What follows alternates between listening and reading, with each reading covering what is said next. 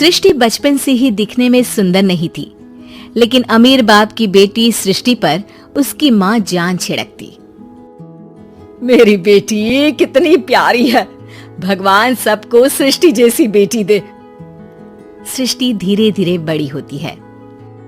एक दिन सृष्टि की सहेली कहती है, तू दिखने में कितनी अजीब सी है, लेकिन मैं जानती हूँ हम सब में सबसे अच्छी शादी तो तेरी ही होगी। तेरे पापा अमीर जो हैं। और बता नहीं सकते यार, दहेज तो हर कोई देता है, ये क्या ज्यादा ले जाएगी अपने पति के लिए? अरे बड़े शहर में कोठी है इसके पापा की। अरे पापा की है ना, कौन सी इसकी है? इसकी होती तब तो कोई भी लड़का इससे शादी कर लेता। अरे पापा की मतलब पापा की है तो मेरी ही है ना? किसने कहा? अब तेरी तो तब होगी ना जब तेरा भाई ना हो। वैसे भी शादी के बाद सारी प्रॉपर्टी भाई के नाम होती है। सृष्टि समझ जाती है कि उसे किसी भी हालत में माँ बाप की सारी प्रॉपर्टी को अपने नाम करना है, लेकिन कैसे? एक दिन सृष्टि का भाई शीनू कहता है, बहन क्या कर रही है? तुझसे एक बात करनी है। अरे हाँ करना, मैं तो तेरी बहन हूँ। बहन मेरी लाइफ में ना एक लड़की है, बहुत अच्छी है। मैं सोच रहा हूँ माँ और पापा से बात करूँ शादी के लिए। सृष्टि को समझ में आ जाता है कि भाई की शादी होते ही भाभी उसे एक दिन भी घर में बर्दाश्त नहीं करेगी। क्या बात है भाई, बताना कौन है वो? यार वो बहुत अच्छी लड़की है, पढ़ी लिखी है, मेरे साथ जॉब भी करती है। बस एक प्रॉब्लम है। हाँ प्रॉब्लम? क्या प्रॉब्लम है भाई? यार वो शादीशुदा है, लेकिन उसके पति ने उसे सिर्फ इसलिए छोड़ दिया क्योंकि उसके माँ बाप दहेज नहीं दे पाए। सृष्टि ये सुनकर न जाने क्यों खुश हो जाती है। अरे भाई तो क्या हुआ, लड़की तुझे तो पसंद है ना? शीनू को लगता है कि बहन उसे समझ रही है। वो इस बात से अनजान होता है कि उसकी बहन की मंशा पूरा घर हड़पने की है।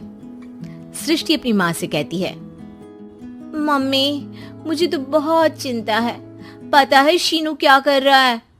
अरे क्या कर रहा है, वो तो काम पर जाता है और वापस घर आता है। नहीं ना माँ, वो यही तो नहीं कर रहा, बाकी सब कर रहा है। आपको पता है उससे प्यार है, और वो भी एक शादीशुदा लड़की से। ये क्या हो गया?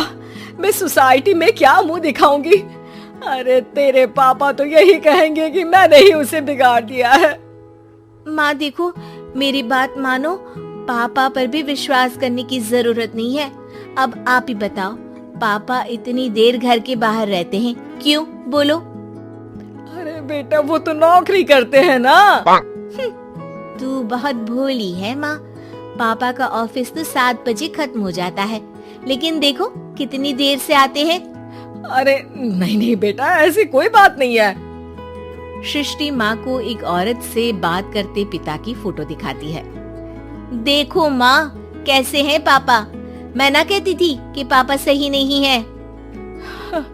मैं तेरे पापा से बात करूंगी, दे फोटो मुझे। ओ माँ वो तो डिलीट हो गई। लेकिन चल, तूने तो देख लिया ना, पापा से बाद में बात कर लेना। और हाँ, मेरा नाम बिल्कुल मत लेना। हाँ माँ। अब क्या था, सृष्टि के माँ और पिता के बीच झगड़ा होना शुरू हो जाता है। सृष्टि के मन में क्या चल रहा था कोई नहीं जानता था। एक दिन, माँ सृष्टि के लिए एक लड़का देखा है, वो लोग शाम को उसे देखने आने वाले हैं। और हाँ माँ, एक खुशखबरी, मैं और पापा मिलकर एक नया बिजनेस ट्राई कर रहे हैं। शाम को लड़का आता है, सांवले रंग का। सृष्टि को तो बिल्कुल भी पसंद नहीं आता। लड़की की माँ कहती है, लड़की का चेहरा तो कोई खास नहीं, लेकिन अगर मेरे बेटे को आप लोग सेटल कर दें तो मैं उसकी शादी आपकी बेटी से करवा दूं। सृष्टि को लड़का बिल्कुल पसंद नहीं था। उसे भाई पर गुस्सा आ जाता है। लड़के वालों के जाने के बाद कहती है, माँ देखा शीनू मेरे लिए कैसा लड़का लेकर आया, न दिखाने लायक न सुनने लायक, सेटल भी नहीं, वो भी हम करे। अरे माँ, मैं जानती हूँ ये मेरी शादी किसी भी घर में क्यों करवाना चाहता है। अरे कैसी बात कर रही है बहन, तूने तो देखा ना, लड़के को मैंने ही मना कर दिया तुझसे शादी के लिए। जिसने लड़का बताया था उसने उसकी बहुत तारीफ की थी। बात आई गई हो जाती है, लेकिन सृष्टि का मन शांत नहीं होता। क्या करूँ, कुछ समझ में नहीं आ रहा।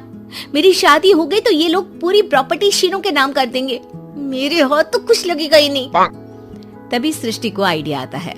वो किसी वकील को फोन करती है।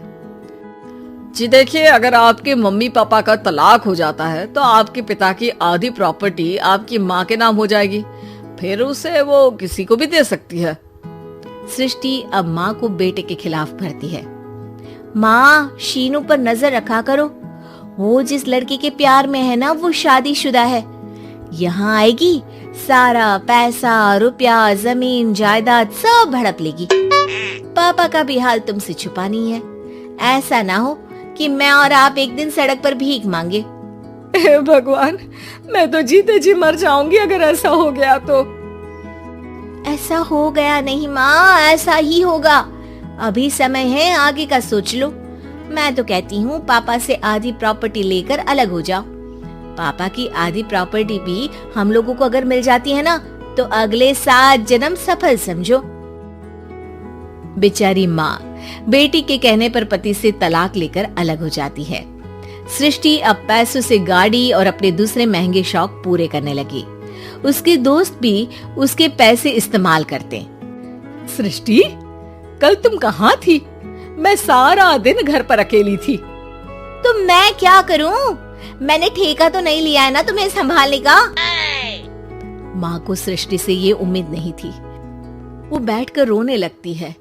वहीं उसका पति यानी कि सृष्टि के पिता आ जाते हैं। मैं जानता था कि तुम्हारा यही हाल होगा, तो आपने मुझे रोका क्यों नहीं? मैं रोकता तो तुम रुकती क्या? सृष्टि के कहने पर तुमने मुझ पर, अपने बेटे पर शक किया, लेकिन तुम ये भूल गई कि कैसे हम दोनों ने मिलकर जीवन में इतना सब खड़ा किया। माँ पति के गले लग जाती है। मुझे माफ कर दीजिए, मैंने आपकी कमाई का एक बड़ा हिस्सा गवा दिया। कोई बात नहीं, तुम साथ हो तो मैं ऐसी 7 प्रॉपर्टी खड़ी कर दूंगा। तभी वहाँ सृष्टि आ जाती है रोते हुए। माँ, मयंक ने मुझे छोड़ दिया। वो बोल रहा था जब तक मेरे पास पैसे थे तब तक ही वो मेरे साथ था। पापा, माँ, मुझे माफ कर दीजिए।